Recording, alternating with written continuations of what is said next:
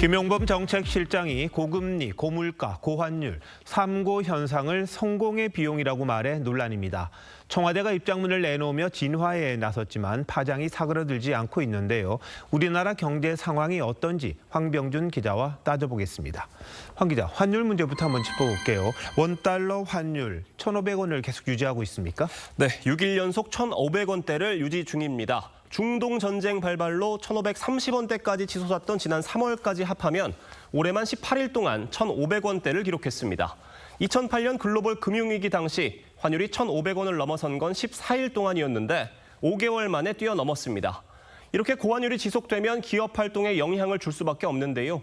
미국의 반도체를 파는 삼성전자 같은 대기업은 큰 돈을 벌지만 중소기업들은 직격탄을 맞게 됩니다.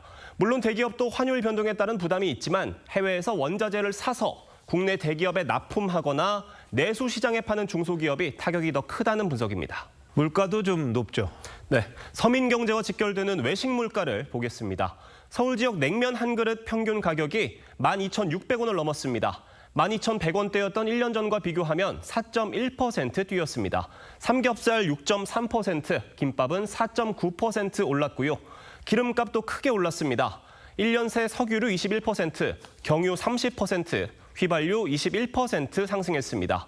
고유가에 따른 물가 상승, 인플레이션 여파라는 분석입니다.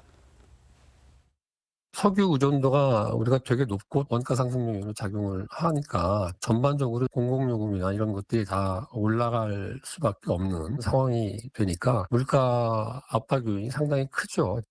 금리도 고공행진 중이죠? 네, 5대 은행 고정형 주택담보대출 금리 상단은 이미 연 7%를 넘었습니다. 주담대 금리의 주요 지표인 은행채 5년물 금리가 오른 영향이 큰데요. 지난 21일 기준 4.264%를 기록하면서 2023년 말 이후 가장 높은 수준을 보였습니다. 중동 전쟁 장기화로 글로벌 채권 금리가 높아지면서 연쇄적으로 국내 은행채 금리도 올랐다는 분석인데 결국 대출받아 집 사는 영끌족의 비명이 더 커질 거란 우려가 나오고 있고요. 한국은행 기준금리는 연 2.5%로 7번 연속 동결 상태지만 하반기 인상 가능성이 크다는 분석이 있는 만큼 고금리에 따른 서민 경제 부담이 더 커질 거란 전망도 나옵니다. 고환율에 고물가, 고금리까지 이 서민들만 삶이 점점 팍팍해진다. 이런 얘기가 나올 수밖에 없을 것 같습니다. 네, 최대 피해자는 서민과 취약계층이라는 지적이 나옵니다. 김용범 정책실장이 3고는 한국 경제가 새로운 차원으로 도약하는 과정에서 불가피하게 수반되는 성공의 비용이자 도약의 마찰음이라고 표현했는데 서민과 취약계층의 고통을 진정으로 공감하고 있다면 이런 표현은 쓰기 어려웠을 거란 비판이 나옵니다.